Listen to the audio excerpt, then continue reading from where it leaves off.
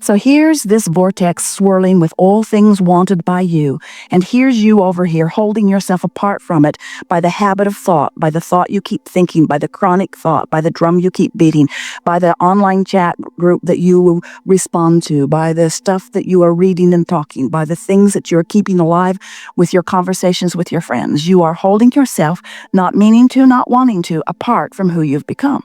So now let's say that you are in a state of frustration. Oh, now not so far from your vortex. And in frustration, this vortex is every now giving you a glimpse of something you want. In fact, every now and again, you get a feeling of exhilaration. You sort of get an idea about something. You're closer to the vortex and you're feeling better. Once you get to a place where you are feeling the slightest little bit of hopefulness about this thing that you want, you are so within range that now the universe is starting to give you clues, little hints of things. You say, oh, I'm being tested. Show up. You begin to see exactly what you want being driven by someone else. You are in the vicinity, and we want to say to you that once you reside pretty systematically, nearly chronically, in an attitude of hope, you're close enough now that the universe is giving you enough evidence of your close proximity to what you want that now you're almost inside the vortex.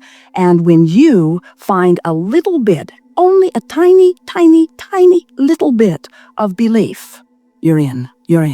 And in the moment that you move within vibrational range, now things start showing up. Things show up all over the place. You begin to feel the cleverness and the clarity and the power of your beingness.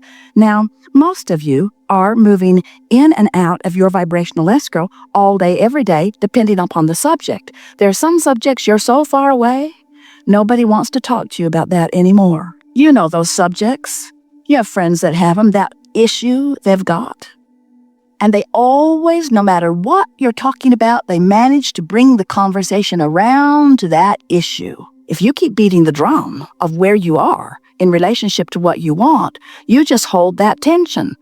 Now, there are other subjects that you feel more hopeful about, and so the universe is yielding some things to you relative to some subjects and not so much on others. And it all has to do with your relationship to who you have become. However, we want to say to you that your usual attitude about one thing or the other is consistent enough that you have a pretty steady relationship with your vibrational escrow. You know people who are so knowing of well-being, who so expect things to go their way, that it looks like the universe just knocks itself out to give them what they want. You barely hear them verbalizing that they would like to see something or know something or have something, and they have it. And if that makes you feel exhilaration, you jump right into your vortex where you get some too. But if it makes you feel jealous, if you say it's not right, if you start looking at the disadvantage that you have while they seem to be having the advantage, then you hold yourself, it seems to be deliberately, we know it isn't, outside of the universe's ability to yield to you because you hold all of the power. You're either allowing alignment or you're disallowing alignment. We call it allowing or resisting. You're allowing the well-being that is yours, that is constantly being summoned on your behalf, or you are not. It really is that simple. And the better you feel, the more you are allowing it, and the worse you feel, the more you are not. There are people, even right here in this room, who have chronic thoughts of despair. There are people all around you who have pretty chronic thoughts of frustration and overwhelmment. You have established these emotional set points where you've been observing what is, and what is changes so slowly to really get what's over here in your vibrational escrow, to get the abundance that is there, millions and millions of dollars already gathered for each of you, to get the things you want, the clarity, the life experiences, the fulfillment, the sense of who you are. It is such a short vibrational distance from where you are. But you've got to start telling the story of your life in new terms. You cannot continue to explain what is and move to a whole new place. As you explain what is, you hold yourself apart from what has become on all of those subjects.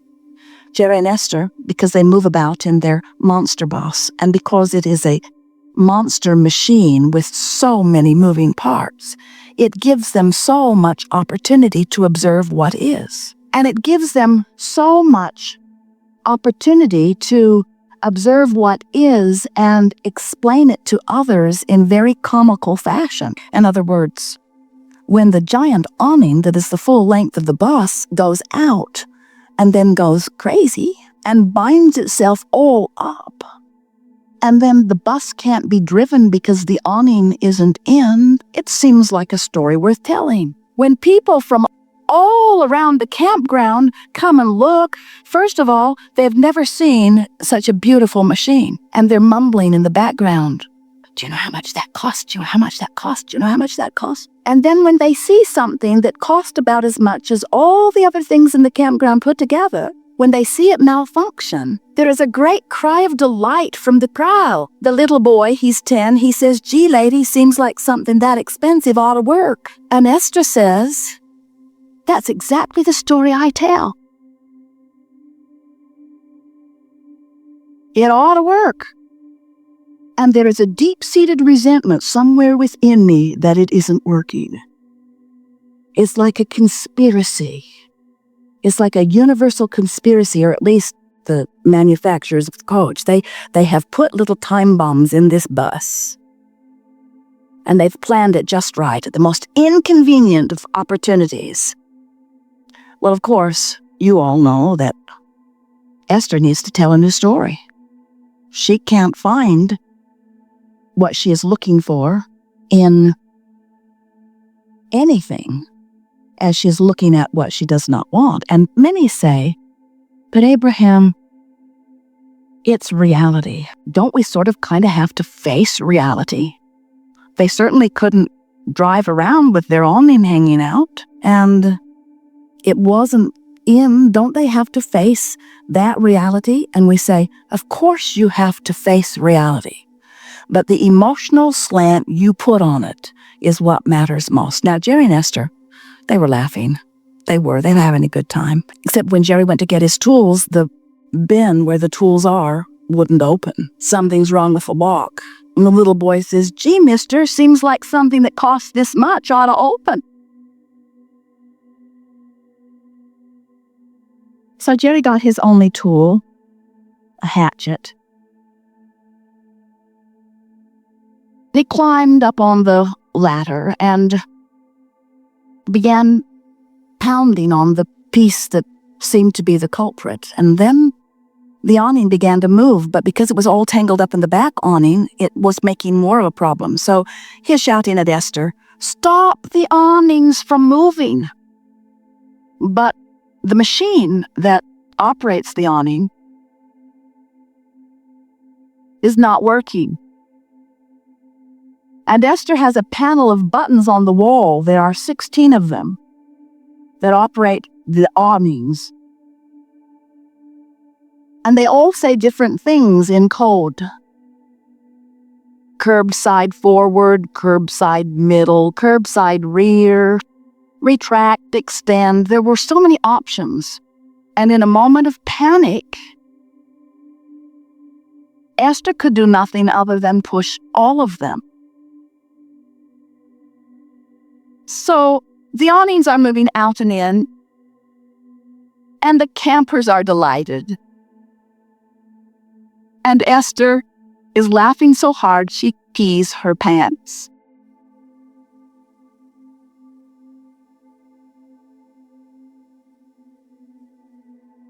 The irony of all of this, it's like the universe is saying to them, "You have brought yourself to such huge creation, such fast motion, and such big monster machine. And when you get a little out of alignment under those conditions, a whole lot can go wrong all at once." Jerry and Esther were delighted when all of a sudden, the awning seemed to come to its senses and it just stowed itself. It put all of the pieces back just in the way that it was supposed to, and it stowed itself. And as Esther was talking to technical support back at the plant, who didn't know anything about these awnings because it's only the second bus that they've ever been on, the man said, "Push the button and see what happens." And Esther said, "In your dreams, I'm never pushing that button again as long as I live." So what we're getting at here is that stuff happens, doesn't it? Things happen that you can't not give your attention to. When we say don't face reality, that has to sound like madness because there are things that you have to look at, there are things you have to do, there are things you have to do that you don't want to do, you are in situations sometimes that you have to deal with. But what we are getting at here is, if you will tell the story that lifts your energy, this story that we told you, even though it was about reality, lifts energy. In other words, there was nothing serious going on. Everyone was having a wonderful time. Jerry and Esther, they didn't even have much trauma because the trauma was immediately replaced by what they needed to do. And as they began to become solution-oriented, they actually began to enjoy the adventure. And they have dozens of new camping friends.